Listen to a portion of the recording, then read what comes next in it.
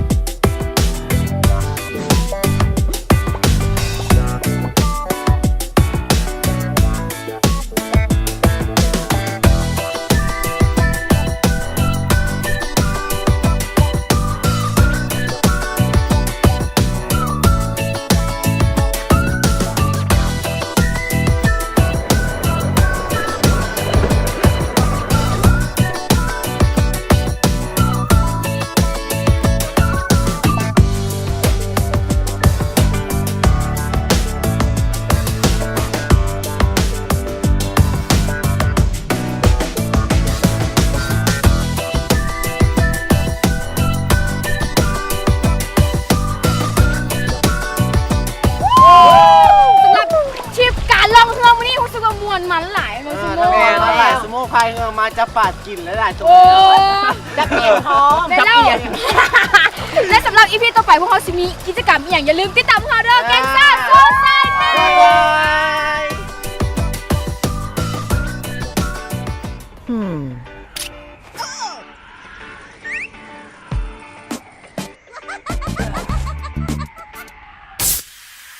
สบายดีวันนี้เขียนสิมากับเข้ากงโมเมนต์วันนี้เขียนสิมาสัมภาษณ์เน็ตไอดอลจากข้างบนไผ่จากห้องกับไปครับสมบูรณ์กันเลยน้ำมาในตอนนี้น้องพอกับมาอยู่กับเน็ตไอดอลน้องก็อยากให้เน็ตไอดอลนั้นแนะนำให้ท่านผู้ชมได้รู้จักกันเลยก่อนอื่นสบายดีก่อนเด้อมีไงเพชรประเสริฐศรีสมหวังเนาะไอ้มีไงอันเขียนแบบอยากรู้ว่าเป็นอย่างแฟนคลับที่แบบที่ตามไอ้มีไงหลายแค่นะติดตามทางโลกโซเชียลเนาะโลกออนไลน์ก็คือจะเป็น Facebook ที่สำคัญก็จะเป็นในเรื่องของการอัดคลิปวิดีโอว่าจะเป็นการร้องเพลงเป็นการ cover อย่างนี้แล้วก็ยังมีการเฮ็ดคลิปเป็นคลิปตลกหรือว่าคลิปแบบได้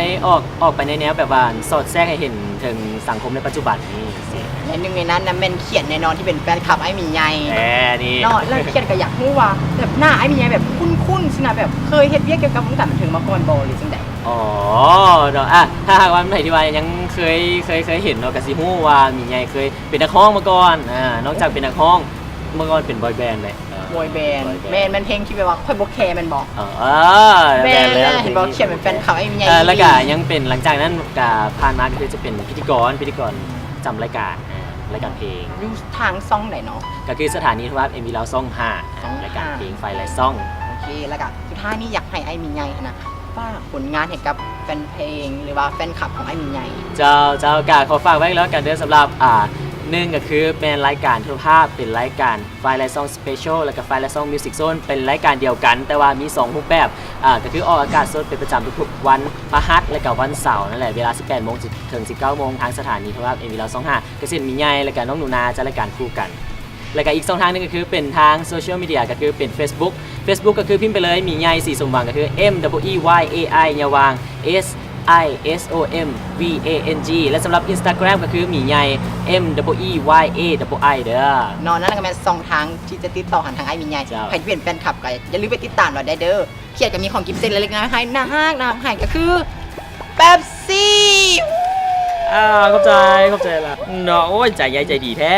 สุดท้ายนี้ก็อยากให้ไอ้มีใหญ่นั้นฝากให้กับแฟนๆที่แบบว่าติดตามไอ้มีใหญ่แบบช่วงนี้ในช่วงระยะสิ่ง